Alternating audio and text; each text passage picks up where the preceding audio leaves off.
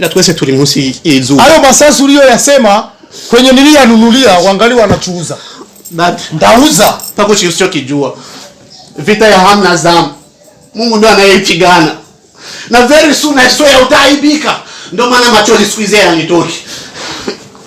Jibu lake utalipata na umilia moyoni pata I swear. Unanisikia. Basi jibu linakuja very soon.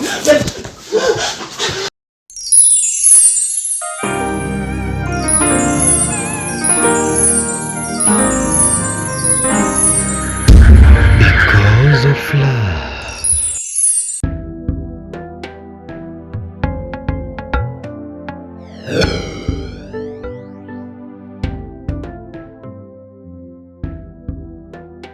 Karavi.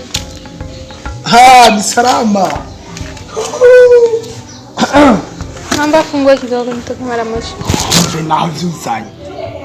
Narakubwiye iyo turi kumwe vuga ikirundi. Nashaka funguruza. Haro bitowe. Unashaka ifunguruza. Hijo nishikirundi rero. Nishaka ifunguruza. Ugende wapi? Please nakuomba, yani nachelewa kwanza hata please naomba kabla mama anajua kama nataka. Ariko nzanga tuvugishe kuri no. Sikia Kara. Kwanza anza uichaye. Tuvugishe kuri. Kara siki, unajua inaenda kuonana. Please nakuomba, yani nasikunyizi jamona hamna. Nuko jenda vyumva. Jenda bitabu. Nisaidie basi. Unarudi mdakika mtaka nimesharudi. Nitakumbusha. Kara. Cha kwanza na. Kweli mimi na wewe kweli? Hapana. Reka burya. We naje. Unataka mfuko Kara. Umviriza kwanza. Uretse ikintu kimwe. Natende kukaziza mbona ko. Gundira. Kama ni kumukomboka. Wende mu nyumba uandike kakete. Sindo hivyo. Mambo jana nataka kukuja, nifikienda gusoko, nafikana kamupelekea. Aje nikisema nikufungulie. Mambo jaki ataniuliza. Akiniuliza ndamwambia aje. Kwa hiyo nipelekea barua utamfikishia. Aho nuvuze rero. Unasema ryamana. Basi ndani wandike ukanzani je ndakamutwarira. Suko. Like yani niahidi kama utafikishia. Icara kwijana wewe vyibuka. Kara. Ikiye cyo no unyemera. Basi usubiri niandike mbio.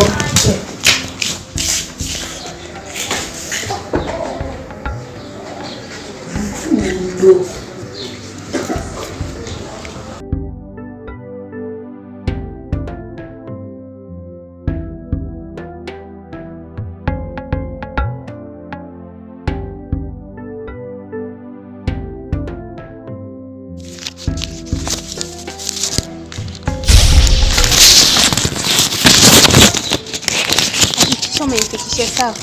Niwahejeje. Ona. Hakikisha umenifikishia sawa. Okay? Hakibazo. Nakuamini. Usikuishi sana na wewe. Bora wewe ndikundana. Waramuzi wewe. Ndikundana basase. Nenda sasa. Lakini nagiye kwisoko rindira gato. Nenda sasa hivi. Nenda kwanza nagira mwisoko. Sawa.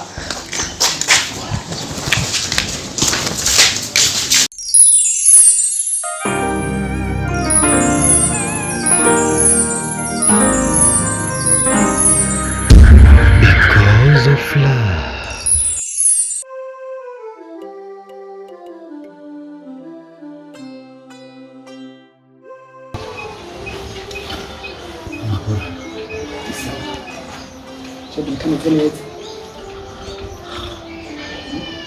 Nakweza kukutana n'inzoka iwanje ilikuwa ni imvura yo muci Ni haba hiki. Kibazo ni kijanye. Kibazo si Hamdan cyane Zamda. No. Ikibazo si Mama Zamda cyane Mama Hamdani no. Kibazo ni Faisal. Papa Hamdan.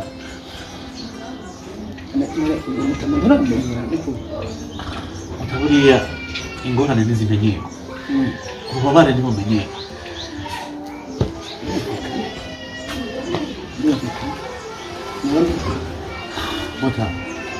urazi muncama kintu nk'umuvyeyi wanjye shaka nshaka guhanuza mutaya sinamenye yuko jewe na Zamda atyo two turakora abavyeyi bacu mu gihugu sibyo ako kabi kabishe kabaye patumya not constant kandi buriya mutambi ikintu cyose intego y'Imana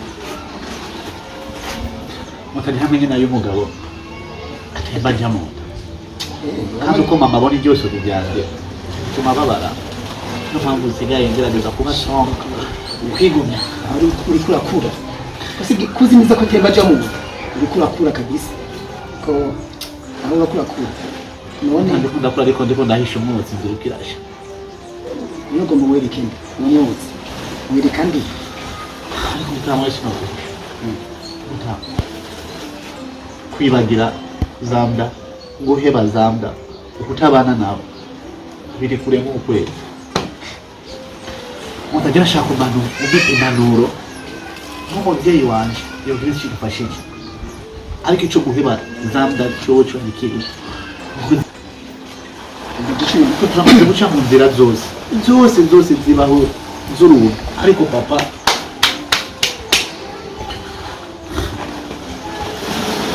Jere ikintu gihanura niki Tumtama turamuzi twese turamuzi barabanje bisiganisha azimuzi afise umutima mubi cyane none wowe naho uri umuhungu wiwe umbiriza naho uri umuhungu wiwe ukumuca kure kandi yo kamwitondera wowe wagishavuye hawuzi no mushavuje ko byose niyo yabigize none mutada kubaza ushaka kubwira yuko ari we ashavuye kurusha twebwe ari we babaye kurusha twebwe nurazi ko twebwe ko baduhora uza twaguye mu mpore ivyo ariko byose ninyenda no musi kumwe nawe wari wabwira amajambo atajyanye adafise umutwe cyane n'amaguru iko ndakubwira bisigura yuko nawe rero umaze kuba mu nzira ya papa anzu numvirize nimba nawe bizana guhanuza mbwira basi bisubire narindi nikubere ku byanje ungize rero ngaho wigumura bibusha umenye neza ko amanyamarasara ntasawa urumva kandi nyita mu ruzi ubwita ubuziba ubyita umukizi muta mu ruzi ubyita umukizi muta ya twese turabarundi umugabo arinda kaje yes kandi ukoze bwigijwe ukoze itama icyo bakubwira rero cyo mutama sikuri arakurita takibuza muta atakibuza muta navutse hageze kandi nzopfa hageze navutse rimwe nzopfa rimwe kandi Imana niyo yica icyo bakubwira cyane urapfuye nta kibuza werekana n'ibyo bintu umwitondere so wawe ni umuntu mubi ndarikubwiye turi babiri mutama hatagize icyakoze mu maguru masha umuti ndiko ndawuteka uramwica uri mu gikoni uza kumwica abuzi no tarengiyo icyo mwitanga tawumu kandi azowuyo nabona na Farao yari gihangange sibyo ariko yaje kwemera mu nyuma na mutamba uzorimbwira ariko yaturi babiri aje kwemera umugozi uri ngaha buriya kananira abagabo ntiyimye hindura iyo nzira iri kurajamwo ndakubwire hajya rero ntahanumwe ubwirwa nuko amaso atukuye urabyumva iyo ni pati iyo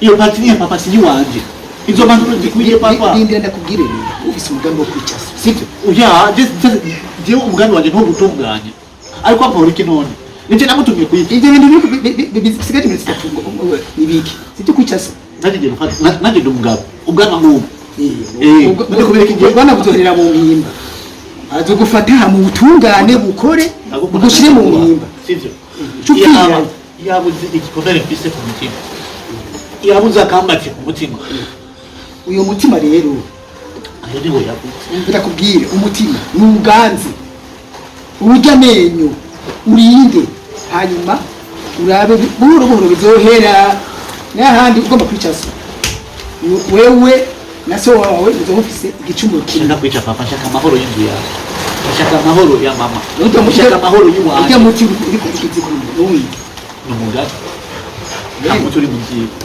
ntabwo turi mu gikoni, ariko urahindariye gusa ni plan ndiko ndapanga.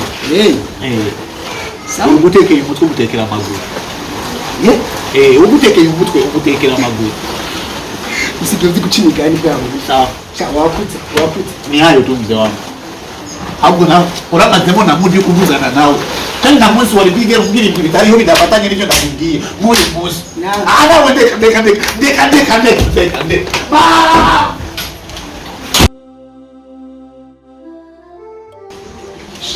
Mungu yasanze kuri kw'Imana. Etuzo ngira gute?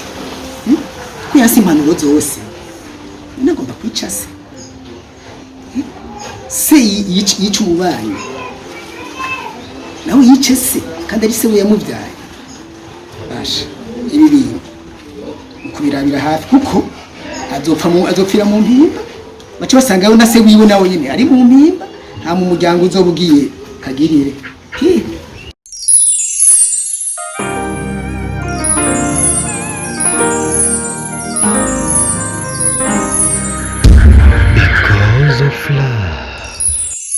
Senge Jacques ndashaka tuvugana.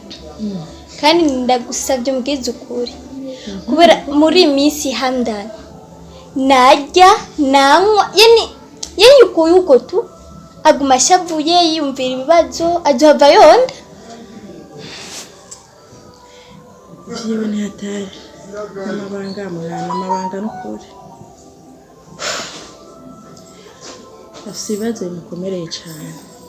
Ibibazo ntiyabaki ibibazo afise sinzi ngene bikubwira, ni ibibazo bimukomereye ndetse bikomereye n'umuryango muri rusange. Rero mvuze ngo ndabikubwire ngo ku ntango n'iherezo n'ukuri naba ndiko ndakurusha umutwe kuko ni ibibazo bikurengeye, sinokumva n'ingene biguhera ndabikwiganire mwana.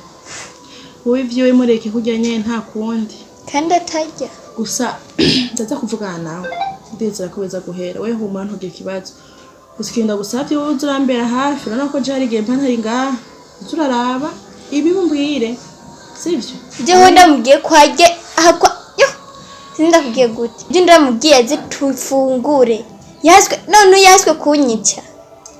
Je mwana ndo sibazo bikomesha nukuri ntakubesha sibazo bikomeye nkuko nabikubwiye urumva usikinda gusavye wowe ni kimwe umwigire kure kuko hajyaye siwe afite ishavu ryinshi nkuko wabibonye ubu wimenga ameze nk'umuntu w'umusazi musanze.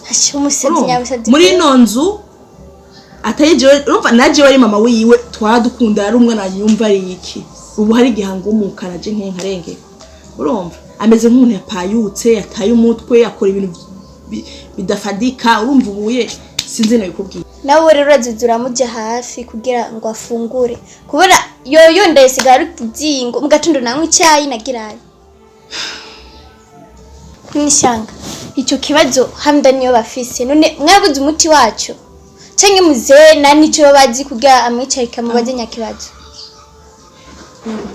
Ivyamuzeho byo vyihoreye sishaka no kuvyumva sishaka no kumva ibyo zina sishaka no kumva umbwira ivyo bintu. Kibazo cyo kizoterega umuti ntugire ubwoba wetekana gusikinda gusavye wigire kure ibintu byo vyarushire ku ruhande si wa wundi y'amafyina ubu n'uyundi ibintu byo gufyina mureke umunye aho yicaye ntunamwegere urumva ko yava nakugirana nabujyaye mugabo jere ico kibazo mbona mo gitatura ntugire ubwoba tuzoraba ko tubigenza sivyo. Nukuri basi muri joro gino musiraba kuntu Hamdan yojya kubera amazi imisi nawe ndaza kuvugana nawe numviriza Dawa dinge kumarira age hano ngiye kumarira ige mkeke sinda nayikarana. Sawa sawa.